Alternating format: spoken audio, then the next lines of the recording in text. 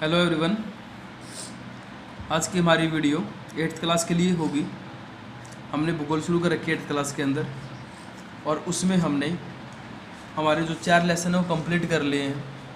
आज हम 5वां लेसन शुरू करते हैं, जिसका नाम है उद्योग। आशा करता हूँ आप सब ठीक होंगे। अब हम अपना टॉपिक शुरू करते हैं। देखिए भाई, उद्योग के बारे में पढ़ रहे हैं हम, ठीक है। इसमें पहले स्टोरी दे रखी है कि उद्योग को किस प्रकार समझा जाए। हम डायरेक्ट टॉपिक पर आते हैं। तो उद्योग, और इसमें एक दे रखा है द्वितीय क्रियाएं। सबसे पहले हम द्वितीय क्रियाओं के बारे में पढ़ेंगे, या द्वितीय क्रियाकलाप क्या होता है इसके बारे में जानते हैं, ठीक है। डायरेक्ट टॉपिक पर आ गए हम। देखिए, पिछले लेसन में हमने कृषि वाला जो लेसन पढ़ा था ना, उस लेसन में हमने किसके बारे में पढ़ा था? उसमें पढ़ा था प्राथमिक क्रियाकलाप के बारे में। प्राथमिक क्रियाकलाप क्या होता है, ठीक है। इसमें क्या पढ़ा था कि जो पूरी तरह से प्रकृति से प्राप्त चीज़ों पर डिपेंड होती है, या प्राकृतिक पर्यावरण पर जो डिपेंड होती है ना, वो क्या कहलाते हैं? प्राथमिक क्रियाकलाप कहलाते हैं। और इसके अंदर हमने एग्जाम्पल के तौर पे क्या पढ़ा था? जैसे कृषि है, मछली पालन पढ़ा था, ठीक है, पशुपालन पढ़ा है हमने। ये सारे कार्य जो थे ना, वो किसके अंदर पढ़े हैं? हमने प्राथमिक क्रियाकलाप में पढ़े हैं। तो इस प्राथमिक क्रियाकलाप से मैं द्वितीय क्रियाकलाप की परिभाषा समझाने की कोशिश करूँगा आपको। इसमें कहता है द्वितीय क्रियाकलाप की परिभाषा बनती है कि ऐसी क्रियाएं जिसके अंदर कच्चे माल को, कच्चा माल जो होता है, कच्चे माल को किस में बदला जाता है? उसको एक मूल्यवान पदार्थ में बदला जाए, मूल्यवान पदार्थ में बदला जाए, ठीक है। तो कच्चे माल से मूल्यवान पदार्थ में बदलने की जो प्रक्रिया चल रही है ना, उस प्रक्रिया को द्वितीय क्रियाकलाप के अंतर्गत शामिल किया जाता है। किस में शामिल किया जाएगा?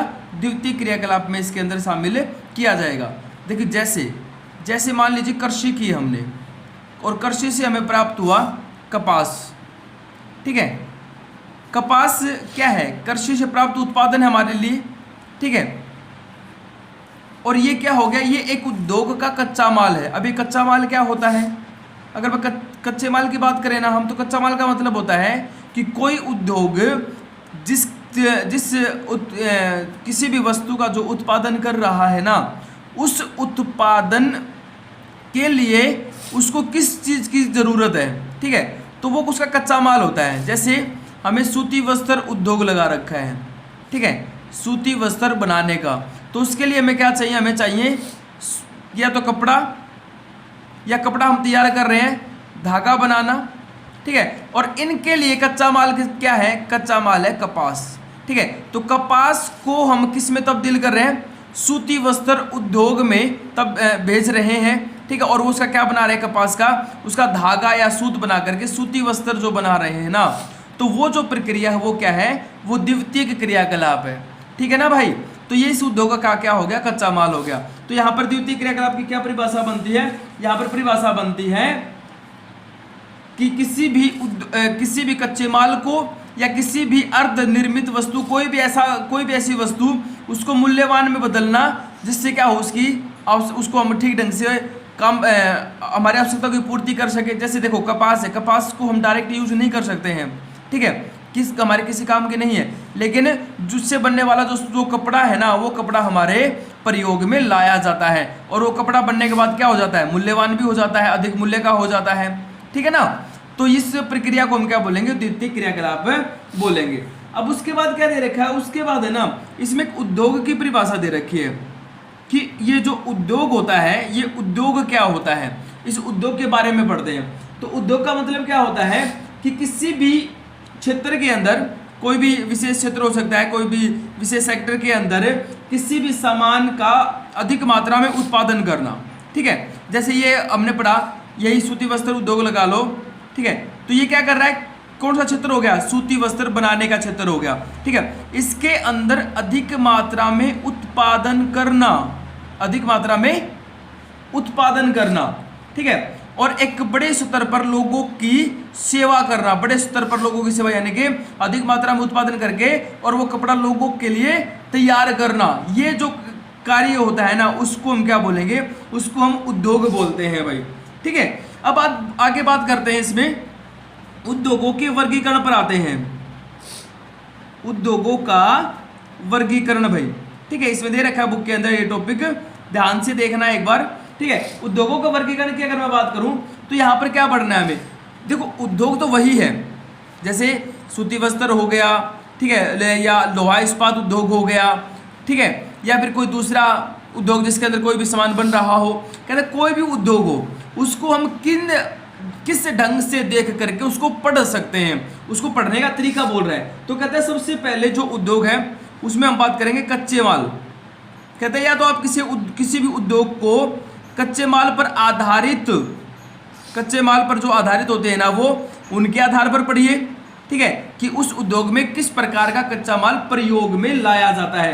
तो सबसे पहले हम कच्चे माल पर आधारित उद्योगों के बारे में पढ़ते हैं, और इसके अंदर इन्होंने क्या दे रखा है, सबसे पहले आता है कृषि आधारित उद्योग। इसमें कौन सा आया, कृषि आधारित उद्योग आ गया भाई, कृषि आधारित उद्योग। ठीक है, तो यहां पर हमारा क्या है, कच्चे माल पर आधारित। कच्चे माल का मतलब क्या है कि किसी भी उद्योग में जो उत्पादन किया जा रहा है ना, किसी भी उद्योग में जो भी वस्तु का निर्माण किया जा रहा है, उत्पादन किया जा रहा है, कहता है उस उत्पादन करने के लिए किस वस्तु की आवश्यकता है, ठीक है, या फिर किस कच्चे माल की आवश्यकता है, उसको हम क्या बोलेंगे, कच्चे माल पर आधारित उद्योग। और इसमें सबसे पहले आता है कृषि आधारित उद्योग। इसका मतलब क्या बनता है कि एक ऐसा उद्योग जिसके अंदर कच्चा माल जो है कहाँ से प्राप्त हो रहा है, कृषि से प्राप्त हो रहा है, उस उद्योग को हम क्या बोलेंगे, कृषि आधारित उद्योग बोलेंगे। जैसे चीनी उद्योग है, ठीक है, जहाँ पर चीनी बनाई जाती है, जो शुगर मिल जो होती है, ठीक है, उनके अंदर चीनी बनानी है। चीनी बनाने के लिए किस वस्तु की जरूरत है, किस पदार्थ की जरूरत है, किस तत्व की जरूरत है, तो वो जरूरत है गन्ने की। ठीक है, बिना गन्ने की चीनी नहीं बनेगी। तो कच्चे माल के आधार पर कच्चा माल यहाँ पर क्या हो गया, गन्ना कच्चा माल हो गया। ठीक है, गन्ना जो है कच्चा माल हो गया, जो चीनी उद्योग में प्रयोग में लाया जाता है भाई। ठीक है, दूसरा देखते हैं, इसके अंदर जो दूसरा दे रखा है वो हमारा खनिज आधारित उद्योग भाई। ठीक है, इसके अंदर ये वाला खनिज आधारित उद्योग, देखो यहां पर क्या है, बिल्कुल सिंपल डेफिनेशन बनती है इनकी, इसमें ज्यादा सोचने की वाली बात नहीं है। जैसे कृषि आधारित में कृषि कच्चा माल था, तो यहां पर क्या है कि ऐसे उद्योग जो किसके ऊपर डिपेंड करते हैं, खनिजों के ऊपर डिपेंड करते हैं। ठीक है ना, अगर खनिज नहीं है तो वो उद्योग नहीं चल सकते। जैसे खनिज के बारे में अगर हमने पढ़ा है तो उसमें देखो लोहा एक खनिज होता है, ठीक है, और जहां पर लोह इस्पात बनाया जाता है, यानी कि एक मजबूत लोहे का जहां पर निर्माण किया जाता है, या जहां पर लोहे की बनी बड़ी बड़ी मशीनें तैयार की जाती हैं। ठीक है, तो कहता है उसके लिए कौन से खनिज का प्रयोग किया गया, लोहे का। तो यहां पर क्या है, लोहा जो है कच्चा माल हो गया। ठीक है, तो कहता है कि जिन उद्योगों के अंदर खनिज को कच्चे माल के रूप में प्रयोग किया जाए ना भाई, उस उद्योग को खनिज आधारित उद्योग कहा जाता है। उसके बाद अगर मैं तीसरे की बात करूं, नंबर 3 की बात करूं इसमें, तो वो दे रखा है भाई इसमें समुद्र आधारित उद्योग। ठीक है, समुद्र आधारित उद्योग, इसमें क्या है, इसमें भी वही बात है कि इनके अंदर जो कच्चा माल है ना, वो समुद्र से प्राप्त होता है। मान लो जैसे मछली, जो मछली होती है वो समुद्र से निकाली जाती है, और मछली का तेल भी बनाया जाता है। ठीक है, और उसे मांस के लिए भी प्रयोग में लाया जाता है। ठीक है, तो यहाँ पर मछली क्या हो गई, यहाँ पर मछली कच्चा माल हो गई भाई। ठीक है, तो ये समुद्र आधारित उद्योग हो गया। उसके बाद नंबर 4 आता है वन आधारित उद्योग। ठीक है, वन आधारित उद्योग, इसमें क्या है, इसमें कच्चा माल कहाँ से प्राप्त होगा, वनों से प्राप्त होगा। और वनों से क्या है, वनों से हमें लकड़ी भी प्राप्त होती है, वनों से हमें औषधि भी प्राप्त होती है। तो इनके ऊपर चलने वाला जो उद्योग है ना, वो वन आधारित उद्योग होगा। और इसमें क्या है, लकड़ी में से क्या, जैसे फर्नीचर उद्योग है, ठीक है, या फिर औषधि बनाने वाला जो उद्योग है जहां पर औषधि का निर्माण किया जाता है। ठीक है, वो सारे के सारे इसके अंदर शामिल होते हैं। अब कच्चे माल पर आधारित हो गया। अब हम दूसरा पढ़ते हैं, हमारा जो इसके अंदर दे रखा है वो है स्वामित्व के आधार पर भाई। ठीक है, स्वामित्व के आधार पर। अब मैं स्वामित्व की बात करूं, स्वामित्व का मतलब क्या होता है कि उस उद्योग का मालिक कौन है। इस आधार पर भी हम उद्योगों को पढ़ सकते हैं। स्वामित्व, मालिक कौन है। तो मालिक इसमें दो मालिक जो है 4 प्रकार के हो सकते हैं। इसमें नंबर 1 आता है निजी क्षेत्र के उद्योग। ठीक है, निजी क्षेत्र के उद्योग की बात करते हैं। तो निजी क्षेत्र का मतलब क्या होगा, जो किसी का व्यक्तिगत तौर पर किसी एक का हो। जैसे इसमें मालिक कौन होगा, या तो एक व्यक्ति हो सकता है, ठीक है, या उस व्यक्ति जैसे एक परिवार मिलकर के करे, जैसे रिलायंस है ग्रुप, ठीक है, वैसे तो अंबानी बोला जाता है, ठीक है, उसमें मुकेश अंबानी उसकी फैमिली मेंबर शामिल होते हैं। तो यहाँ पर क्या एक व्यक्ति या फिर कोई व्यक्तियों का समूह भी हो सकता है जो उस उद्योग का क्या हो, मालिक हो। तो उसको हम क्या बोलेंगे, निजी क्षेत्र के उद्योग, जिसमें जो प्राइवेट जो कंपनी होती हैं, जो प्राइवेट सेक्टर के अंदर जो लगाई जाती हैं, जिसमें किसी एक व्यक्ति या व्यक्तियों के समूह का अधिकार होता है, उसका मालिक वो होता है। ठीक है, दूसरी मैं बात करूं तो फिर आता है सार्वजनिक उद्योग भाई। ठीक है, सार्वजनिक उद्योग या सार्वजनिक क्षेत्र के उद्योग। इसमें क्या होता है, सार्वजनिक का मतलब यहाँ पर क्या है कि जिस उद्योग के ऊपर सरकार का अधिकार होता है, जिसकी मालिक कौन हो, सरकार हो। कौन सी सरकार, या तो केंद्र सरकार या फिर यहाँ पर राज्य सरकार भी हो सकती है। केंद्र सरकार या राज्य सरकार, दोनों सरकारें हो सकती हैं। ठीक है, तो सार्वजनिक उद्योग कौन सा हुआ, जिसमें सरकार मालिकाना अधिकार रखती है। ठीक है, उसके बाद नंबर 3 आता है अपना, और वो है संयुक्त क्षेत्र के उद्योग। संयुक्त क्षेत्र के उद्योग, और इसमें कहता है, इसमें क्या होता है, इसमें सरकार और कोई व्यक्ति या व्यक्तियों का समूह, ठीक है, या कोई दूसरी कंपनी जो होती है ना, उन दोनों का 50% या 60% यानी कि पार्टनरशिप पे होते हैं भाई ये। ठीक है, इनमें इनका आधा आधा अधिकार भी हो सकता है, या फिर ये तय कर लेते हैं पहले ही कि उसके ऊपर खर्च कितना कौन लगाएगा, यानी कि दोनों का मिला जुला जो होता है ना उद्योग, उसको बोलते हैं संयुक्त क्षेत्र के उद्योग। ठीक है, जिसमें सरकार और कोई व्यक्ति या व्यक्तियों का समूह मिलकर के किसी उद्योग को चलाते हैं, जिसमें खास करके जो जिनको हम लिमिटेड बोलते हैं ना, वो सारे के सारे इसी के अंतर्गत आते हैं। उसके बाद जो नंबर 4 पर आता है वो है अपना सहकारी उद्योग भाई। ठीक है, सहकारी उद्योग क्या होता है, सहकारी उद्योग लोगों के द्वारा एक समिति बनाई जाती है, कमेटी बनाई जाती है, ठीक है, उसे रजिस्टर करवा करके फिर वो समिति उस उद्योग को चलाती है, उसको बोलते हैं सहकारी क्षेत्र के उद्योग। इसमें क्या होता है कि इसमें जो काम करने वाले जो लोग होते हैं ना, जो उत्पादक होते हैं, जो किसी चीज़ का उत्पादन करें, वो भी मालिक हो सकते हैं, या वहाँ पर जो कच्चा माल प्रदान करते हैं वो भी इसके मालिक हो सकते हैं, या ये दोनों मिलकर के किसी इस उद्योग को चला सकते हैं। यानी कि यहाँ पर क्या हुआ, एक समिति बनाई गई, कमेटी बनाई गई, जिसके अंदर इन उद्योगों को चलाया जा रहा है। उसके बाद जो तीसरा है, अगर हम बात करें, वो आता है आकार के आधार पर उद्योगों को बांटना। हम आकार के आधार पर भी उद्योगों को बांट करके पढ़ सकते हैं। ठीक है, और इसमें है ना, आपकी बुक में जो है 2 प्रकार के दे रखे हैं भाई। एक होता है लघु उद्योग और दूसरा होता है बड़े पैमाने के उद्योग या बृहत पैमाने के उद्योग।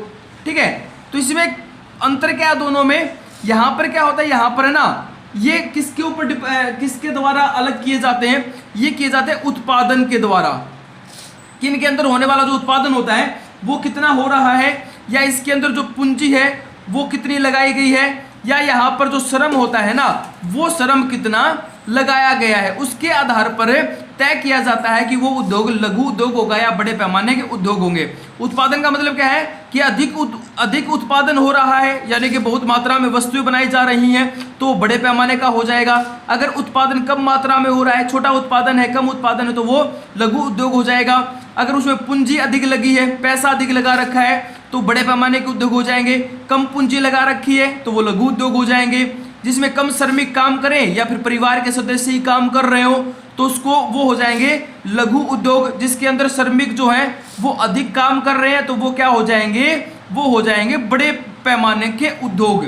ठीक है, तो आ गया होगा समझ में, उम्मीद करता हूं मैं। अब लास्ट में इसके अंदर एक छोटा सा और दे रखा है कि उद्योग जो होते हैं वो कहाँ पर लगाने चाहिए। तो यहाँ पर दे रखा है उद्योगों की अवस्थिति को प्रभावित करने वाले कारक। उद्योगों की अवस्थिति को प्रभावित करने वाले कारक। अवस्थिति का मतलब होता है कि कोई उद्योग कहाँ पर लगाना चाहिए। तो उसके लिए अपनी बुक में एक डायग्राम दे रखा है, जिस डायग्राम में उन पॉइंटों के बारे में जिक्र कर रखा है। देखिए यहाँ पर दे रखा है उद्योगों की अवस्थिति को प्रभावित करने कारकों में कच्चा माल है, श्रम है, पूंजी है, बाजार, जल, विद्युत, भूमि, परिवहन, संचार, ये सारे के सारे इसके अंदर दे रखे हैं। तो एक बार इनको डिस्कस कर लेते हैं हम। और सबसे पहले मैं बात करता हूँ यहाँ पर कच्चे माल की भाई। ठीक है। तो कच्चे माल का तो आप लोगों को पता चल गया होगा, मैंने ऊपर भी पढ़ा है कि जो कच्चा माल होता है ना वही किसी उद्योग को क्या करता है, चलाता है। बिना कच्चे माल के किसी भी उद्योग को नहीं चलाया जा सकता। तो उद्योग कहां पर लगाया जाएगा, जहां पर उसे पर्याप्त मात्रा में कच्चा माल प्राप्त हो रहा हो, ठीक है। उसके बाद दूसरा पढ़े हम, दूसरा था श्रम भाई, ठीक है। दूसरा क्या है, श्रम। श्रम का मतलब यहां पर क्या है कि काम करने के लिए हमें श्रमिक तो चाहिए, ठीक है, मजदूर तो चाहिए। तो यहां पर कहता है कि जो जहां पर अधिक मात्रा में सस्ते और अधिक श्रमिक मिलेंगे ना, उस काम को जानने वाले या फिर अर्धकुशल श्रमिक भी चल सकते हैं जिनको काम नहीं आता हो। कहता वहां पर जहां पर सस्ते मिले, सस्ते और अधिक श्रमिक मिलते हैं, वहां पर कोई उद्योग लगाया जाता है। उसके बाद क्या, पूंजी। पूंजी यानी कि पैसा। अब आप लोगों को पता है कि बिना पैसे के तो कुछ भी नहीं होता है भाई, ठीक है। तो किसी भी उद्योग को लगाने के लिए बहुत बड़ी मात्रा में पूंजी की आवश्यकता है, पैसे की आवश्यकता है। अब इसमें दे रखा है बाजार। बाजार का मतलब क्या है कि इसके लिए किसी भी सामान को लाने के लिए और इस उद्योग में जो तैयार जो सामान है ना, जो सामान तैयार हो रहा है, कहता है उस सामान को बेचने के लिए बाजार की आवश्यकता तो होनी चाहिए। तो कहता है आसपास में एक बहुत बड़ा बाजार वहां पर होना चाहिए। उसके बाद है जल। जल का मतलब होता है पानी, आप लोगों को पता ही है ना, ये तो बताने की जरूरत नहीं है। अब इसमें पानी का मतलब क्या है कि मशीनों को धोने के लिए, किसी दूसरी वस्तु को साफ करने के लिए, साफ सफाई के लिए यहाँ पर किसकी आवश्यकता है, जल की। तो जहां पर जल, स्वच्छ जल, साफ सुथरा जल जहां पर प्राप्त होगा, अधिक मात्रा में होगा, वहां पर उद्योग लगाया जाएगा। यहाँ पर आगे दे रखा है विद्युत। विद्युत का मतलब यहाँ पर ना शक्ति से है भाई, शक्ति या ऊर्जा से। शक्ति ऊर्जा का मतलब क्या है कि बड़ी बड़ी मशीनें लगा रखी हैं उद्योगों में। अब वो मशीनें चलाने के लिए कुछ तो चाहिए।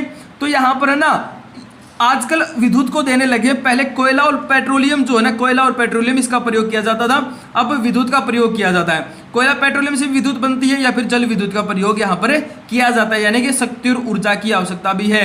जहाँ पर हमें अच्छी विद्युत, जल विद्युत या फिर दूसरी अगर हम कहें कि कोयले की पूर्ति हो रही है तो वहाँ पर उद्योग लगाया जा सकता है। भूमि, हमें जहाँ पर सस्ती भूमि मिले, एक बड़ा क्षेत्र मिले, वहीं पर हम उद्योग स्थापित कर सकते हैं। परिवहन और संचार का क्या है कि किसी भी सामान को लाने के लिए, ले जाने के लिए, या फिर अगर हम बात करें किसी भी काम करने वाले श्रमिकों को लाने ले जाने के लिए, ठीक है, तो हमें किसकी जरूरत पड़ती है, बड़ी मात्रा में परिवहन की आवश्यकता पड़ती है। और एक जगह से दूसरे जगह पर संदेश भेजने के लिए, ठीक है, हमें संचार के साधनों की आवश्यकता पड़ती है भाई। तो इन कारकों को ध्यान में रखते हुए किसी भी उद्योग को स्थापित किया जाता है, ठीक है। यहां तक मैं उम्मीद करता हूं कि आप लोगों को समझ में आ गया होगा। वीडियो ध्यान से देखिए, अपनी बुक में पढ़िए, और उसके बाद भी अगर कोई समस्या रहती है तो आप कमेंट बॉक्स में मुझे बता सकते हैं। ये टॉपिक यहीं पर मैं कंप्लीट करता हूं। Thank you.